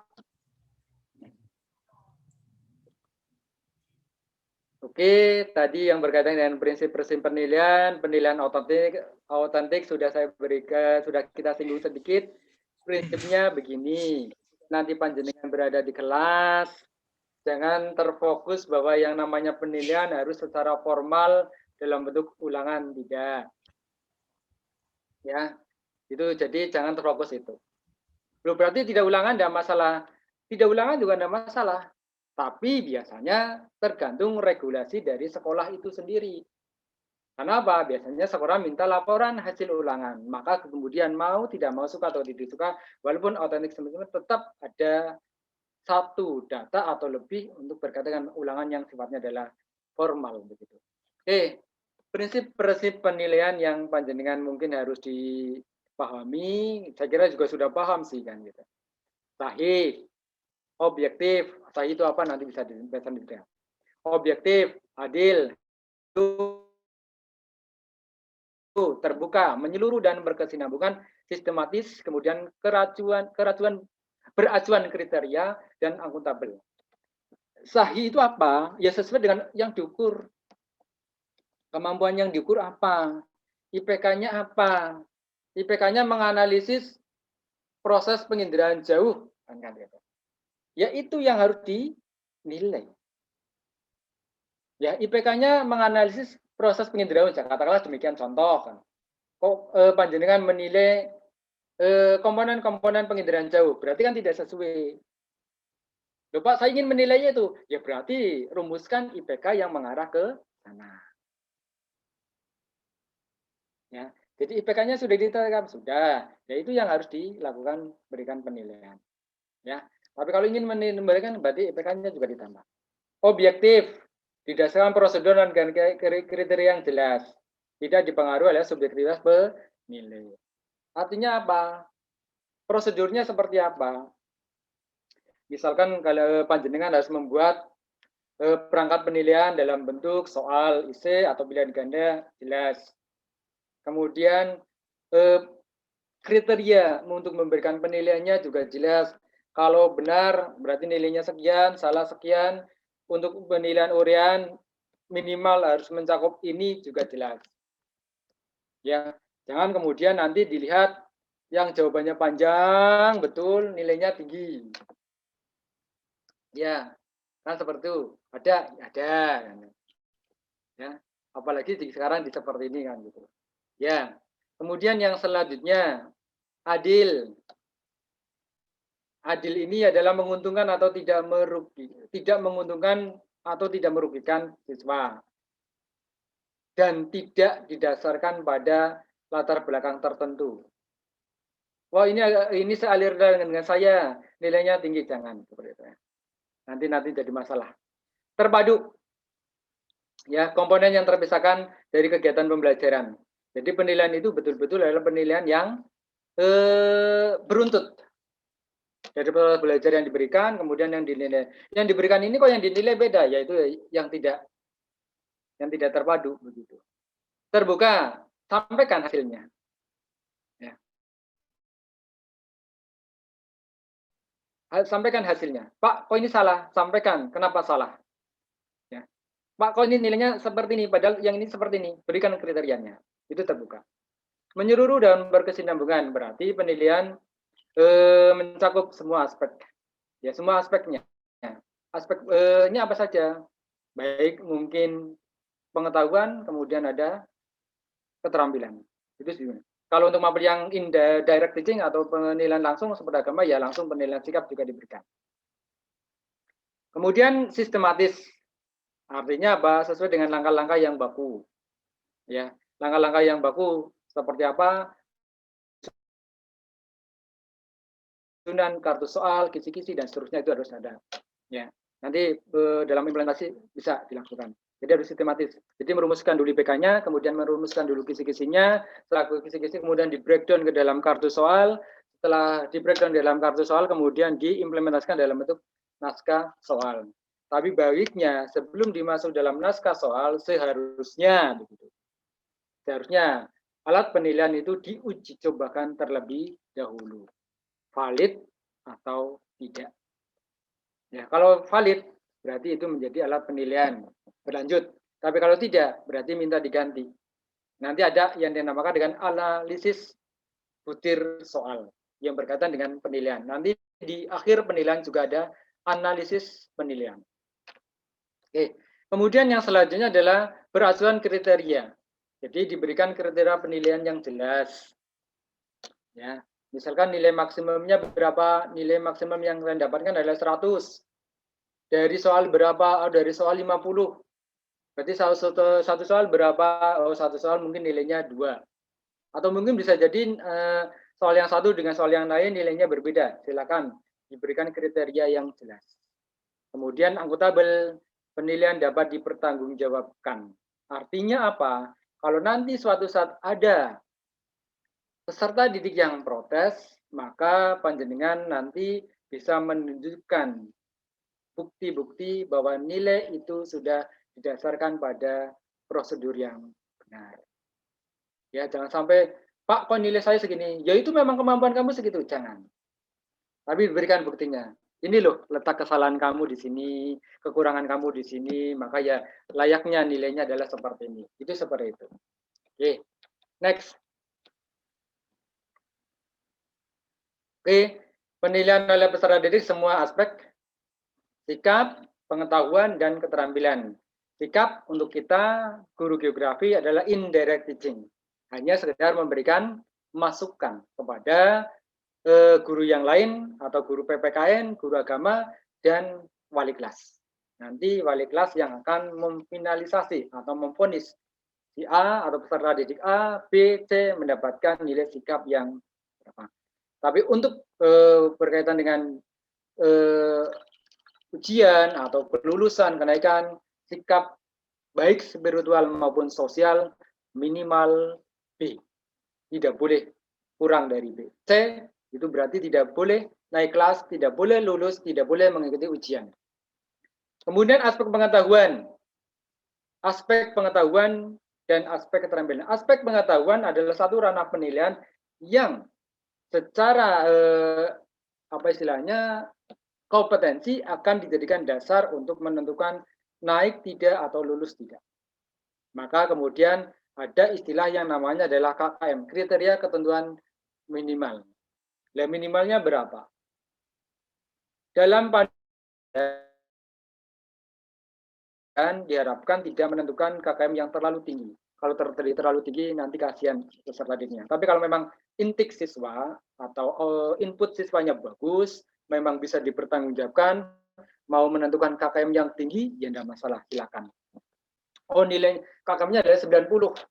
Artinya apa? Peserta didik tersebut ketika mendapatkan nilai 90, peserta didik tersebut baru mendapatkan predikat C. Ya. Sebaliknya, ketika kriterianya diturunkan, maka nilai sesuai KKM predikatnya adalah C. Di atasnya adalah, nanti ada intervalnya. Contoh misalkan interval 10.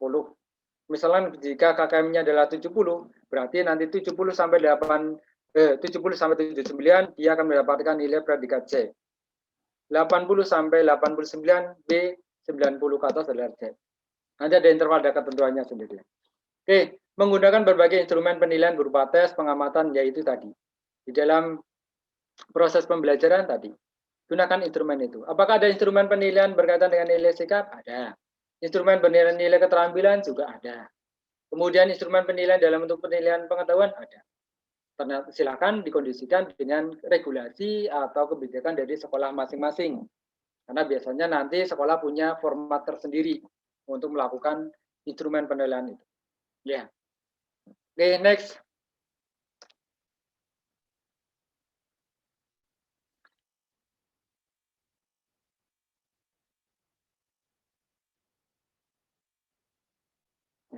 Apa sih tujuan penilaian dilakukan peserta didik? Yaitu tadi sudah mengetahui penguasaan kompetensi, menetapkan ketentuan penguasaan, menetapkan program perbaikan atau pengayaan berdasarkan tingkat penguasaan kompetensi, memperbaiki proses pembelajaran. Ini yang menjadi topik di sini yang 3 di sini. Program remedial atau perbaikan itu yang seperti apa? Kan gitu. Bolehkah mereka yang melaksanakan peserta didik yang mulai melaksanakan remedial itu mendapatkan nilai maksimal? Kan jawabannya seperti itu. Dulu, ketika kurikulum 2013 berlaku, belum diberlakukan, begitu, ada peserta didik yang melaksanakan remedi, maka nilai hasil remedi, walaupun nilainya tinggi, tetap dia mendapatkan nilai batas minimalnya atau KKM. Contoh misalkan si A. Si A ketika ulangan geografi, berkaitan dengan pengetahuan geografi, dia mendapatkan 50. Kemudian si A minta remedial. Di dalam program remedial seharusnya, seyogyanya, guru melakukan pembelajaran remedial. Nah, caranya bagaimana? Bisa guru itu sendiri memberikan tutorial atau pembelajaran secara privat, atau mungkin klasikal bersama peserta didik yang lain yang juga sama-sama remedi, atau tutor sebaya dengan melibatkan temannya yang sudah menguasai tersebut. Nah, ketika kemudian diberikan penilaian terhadap remedi itu, kemudian si A yang tadinya dapat 50 sekarang setelah remedi dapat nilai 90. Sementara KKM yang ditetapkan adalah 70. Nah, sebelum kurikulum 2013, maka ketika peserta didik yang remedi mendapatkan nilai 90, yang tadinya adalah 50, maka nilai akhirnya tetap 70, yaitu sesuai dengan batas KKM. Tapi di kurikulum 2013, kita namakan adalah Master Learning, pembelajaran tuntas, berarti peserta didik punya hak mendapatkan nilai maksimal meskipun dengan program remedi. Artinya apa? Ketika sebelum ulangan utama dia mendapatkan 50, kok remedinya mendapatkan 90, maka peserta didik tersebut juga punya hak untuk mendapatkan 90. Tidak harus dalam bentuk sesuai dengan KKM yang ditetapkan. Pak sudah mendapatkan 90 kok tapi tidak puas, inginnya 100. Bolehkah anak itu melakukan remedial lagi? Penilaian lagi? Boleh. Akan dikomunikasikan dengan guru yang bersangkutan. Kalau mungkin guru terlalu banyak tugas, pekerjaan, dan sebagainya, ada peserta didik yang seperti itu, maka dikomunikasikan dari awal bahwa nilai remedial asalkan sudah mendapatkan nilai di atas sesuai dengan nilai itu. Tapi kalau peserta didik ada ya komunikasikan, karena yang dilayani oleh ibu bapak guru di dalam sekolah atau di sekolah tentunya tidak hanya sekedar melayani siswa yang remedi, tapi juga melayani siswa yang tidak remedi, maka kemudian dikomunikasikan biar tidak hanya mengurusi satu peserta didik saja, tapi semua peserta didik juga diurusi.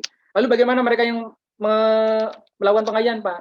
Nah, pengayaan biasanya atau kalau saya melaksanakan diberikan materi di luar pembelajaran. Misalkan tentang peta, Ana mendapatkan tentang komponen kompetensi dan sebagainya. Ketika ulangan ternyata dia mendapatkan nilai yang tinggi, maka ketika program pengayaan ya diberikan di luar mata pelajaran itu, di luar materi itu, kan gitu.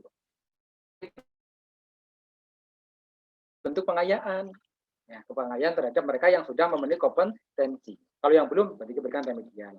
Memperbaiki proses pembelajaran. Nah, ketika nilai sudah didapatkan, maka Bapak Ibu Guru harus menganalisis atau memberikan analisis atau membuat analisis penilaian. Tujuannya apa? Untuk menentukan langkah selanjutnya. Oh, ternyata dengan KBM seperti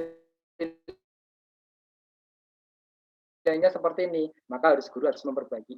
Dengan model seperti ini, kalau si peserta didik malah nilainya jelek, maka harus dilakukan perubahan. Itu seperti itu. Jadi sebagai bentuk untuk memperbaiki proses pembelajaran atau rencana tidak lanjut.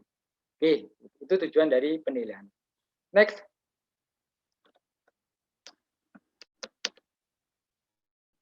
Oke, penilaian oleh satuan pendidikan mencakup semua pengetahuan. Ya, jadi yang nanti diimplementasikan dalam bentuk nilai raport dan dilaksanakan biasanya dalam penilaian yang sifatnya bersama. Di dalam kurikulum 2013 ada berbagai macam istilah. Ada penilaian harian terpadu. Penilaian harian terpadu yaitulah nilai-nilai yang panjenengan lakukan nanti di dalam proses pembelajaran. Bisa dalam bentuk tugas, bisa dalam bentuk harian, bisa dalam bentuk ulangan harian, atau bisa dalam bentuk penilaian yang lain. Yang sifatnya adalah. Kemudian mencakup aspek pengetahuan dan nanti penilaian itu dilaporkan dalam bentuk laporan aspek. Lalu bagaimana formatnya, Bapak? Formatnya mengikuti format yang baku yang disediakan oleh sekolah masing-masing. Bisa jadi saya yang di SMA 12 berbeda dengan sekolah panjenengan dulu. Itu juga bisa jadi. Maka ikuti regulasi dari sekolah itu. Ya. Kemudian dalam bentuk penilaian akhir semester. Istilahnya adalah PAS, PAS. Itu dilakukan peserta didik sudah menempuh selama kurang lebih 1 semester. Dilakukan penilaian akhir semester. Dulu istilahnya adalah ulangan akhir semester UAS. Kemudian dirubah istilahnya menjadi PAS, penilaian akhir semester. Kemudian setelah penilaian akhir semester, ada penilaian akhir tahun. Dulu namanya UKK, ujian atau ulangan kenaikan kelas. Tapi sekarang adalah penilaian akhir tahun. Ya, penilaian akhir tahun.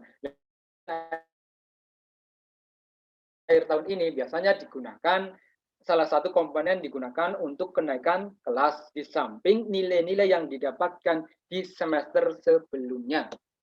Ya, jadi nilai-nilai yang didapatkan semester sebelumnya, kemudian di rata-rata, kemudian nanti akan dijadikan kenaikan kelas. Lalu syarat untuk kenaikan kelas apa? Kayaknya nanti untuk masalah kenaikan kelas dengan nilai-nilai termasuk juga nanti form yang bisa digunakan untuk praktek panjenengan nanti pada pertemuan berikutnya saja. Ya, ini dasarnya saja dulu. Oke, next. Oke, mekanisme penilaian hasil belajar oleh peserta didik. Ya, dilakukan perencanaan, kemudian penilaian hasil belajar, kemudian penilaian aspek, sikap, dan seterusnya. Hasil penilaian sikap dan seterusnya nanti akan menjadi predikat deskripsi. Jadi nilai dalam bentuk angka, kemudian dirubrikkan. Dibuat rubriknya. Nanti ada sendiri. Rubriknya bagaimana, misalkan yang ada intervalnya, misalkan 70 sampai sekian, rubriknya apa, dan sebagainya. Itu ada nanti. Kemudian penilaian keterampilan dilakukan juga itu ada rubriknya. Nanti ada hasil penilaian pencapaian pengetahuan dan keterampilan pendidik disampaikan pada dalam bentuk angka atau deskripsi. Ya, itu nanti dalam bentuk laporan. Tadi yang belum mencapai KKM harus mengikuti pembelajaran remedi. Oke, itu harus dilakukan. Kemudian dilakukan program remedial, penilaian remedi. Sudah saya sampaikan tadi, bagaimana nilainya? Tidak harus sama, karena peserta didik boleh mendapatkan nilai maksimum sekalipun didapatkan dengan cara remedial. Oke, next. Oke, penilaian. Oke, slide. Oke ya. Oleh satuan pendidikan ini penilaian oleh sekolah. Ya, perencanaan penilaian tingkat sekolah direncanakan ini nanti ada kepanitiaan tersendiri. KKM yang dicapai secara didik ditetapkan oleh satuan pendidikan dengan ya KKM itu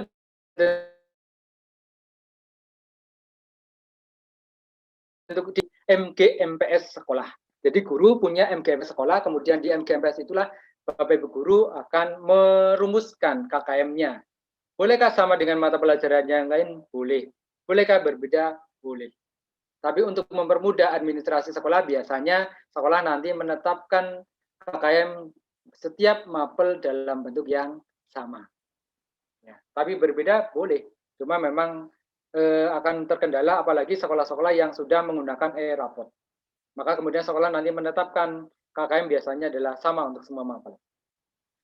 Tapi boleh Bapak Guru menentukan KKM sendiri, boleh ketika disampaikan ke peserta didik bahwa nilai yang harus disampaikan panjenengan anak-anak peserta didik adalah sekian, boleh. Itu sebagai acuan supaya peserta didik mendapatkan nilai di atas KKM yang sudah disepakati secara konvensional di satuan pendidikan atau sekolah.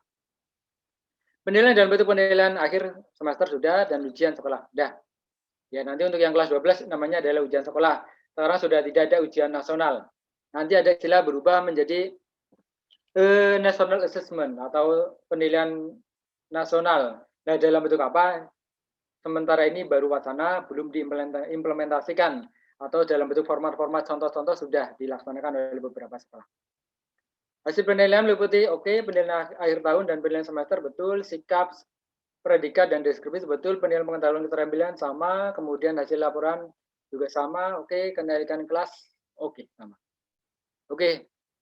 Itu untuk penilaian. Kayaknya untuk penilaian sikap dan seterusnya atau slide 9 dan seterusnya mungkin bisa kita bahas nanti di pertemuan yang datang sambil nanti kita sedikit praktek, tapi praktek virtual pengisian penilaian di dalam. Mana yang harus naik, mana yang tidak, mana syarat untuk naik kelas dan sebagainya nanti kita di pertemuan pada minggu yang datang. Ini sudah jam 10.45. Monggo kalau ada hal yang disampaikan silakan. Ya.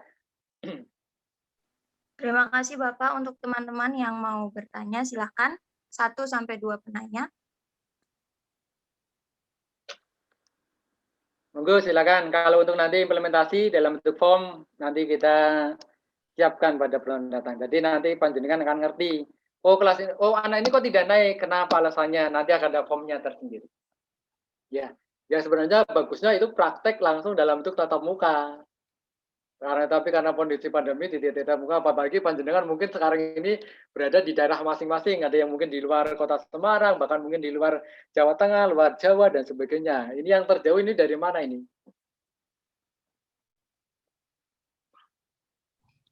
Yang jauh dari mana? Ada Sumatera, yang Sulawesi. mahasiswanya dari mana?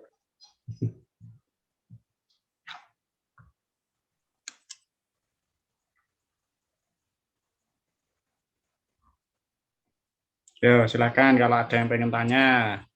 Yang apa? Materi yang tadi, yang awal boleh, yang ini juga. Tanya pertemuan yang selanjutnya.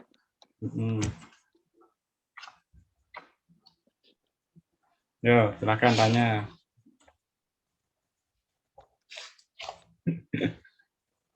Saya yakin Pak nanti setelah habis kuliah itu pertanyaannya banyak. Biasanya kayak gitu. Mungkin pertanyaannya saat ini dirangkum, kemudian nanti pertemuan berikutnya silakan, boleh silakan, tidak apa-apa kan. Atau mungkin kalau mau bertanya di secara japri, oke silakan, tidak masalah. Memang bagusnya kalau seperti ini ya bagusnya adalah ya tatap muka kan gitu. Termasuk prakteknya karena kondisi seperti ini ya wis gimana lagi karena memang kondisi yang tidak memungkinkan. Ya, ada yang tanya enggak? Ada?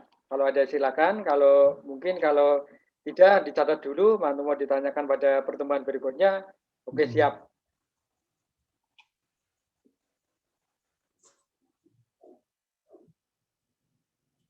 Kayaknya udah pinter semua ini. Calon-calon nilai A, ya. Nggak ada yang nanya. Ya.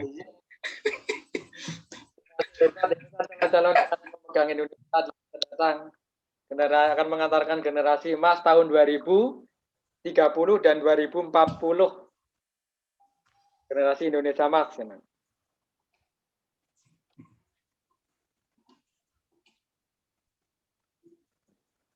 Sepertinya tidak ada. Mungkin Priyanti bisa dipimpin. Sepertinya belum ada pertanyaan dari teman-teman Bapak. Ini langsung ditutup aja tuh gimana Bapak? Gimana? Langsung ditutup. Disimpulkan toh. Disimpulkan dulu. Dari materi yang sudah disampaikan oleh Bapak Karyono tadi, saya bisa menarik kesimpulan bahwa penilaian itu tidak hanya terjadi secara formal, yang dijadikan sebuah tes di atas kertas. Penilaian juga bisa dilakukan pada bertanya, siswa membantu teman yang menjawab, siswa berperan aktif di dalam kelas.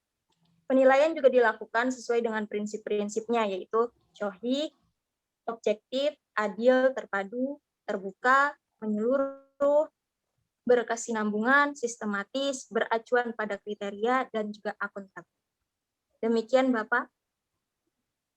Ya. Ya, ditutup dulu. Sekian untuk pemaparan pada hari ini. Terima kasih Bapak Karyono untuk pemaparan hari ini, sudah menyempatkan waktunya, dan juga terima kasih untuk teman-teman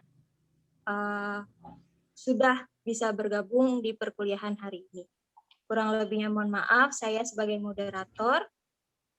Jika ada salah-salah kata, wassalamualaikum warahmatullahi wabarakatuh. Waalaikumsalam warahmatullahi wabarakatuh. Yeah. Jangan keluar dulu ya, yang ikut kuliah tak presensi. Yeah. Sebelumnya terima kasih ya Pak Karyono sudah menyempatkan waktu untuk memberikan kuliah di perkuliahan evaluasi pembelajaran. Nanti untuk minggu depan satu kali lagi ya Pak. Ya. Mungkin dari Bapak ada pesan hal-hal apa yang harus dipelajari biar mahasiswa itu bisa mempersiapkan diri untuk belajar apa gitu Pak? Mungkin slide-nya kalau sudah ada gitu, kalau sudah dibagikan, itu coba di dalam penilaian baik itu keterampilan itu nanti dibaca secara fokus nanti.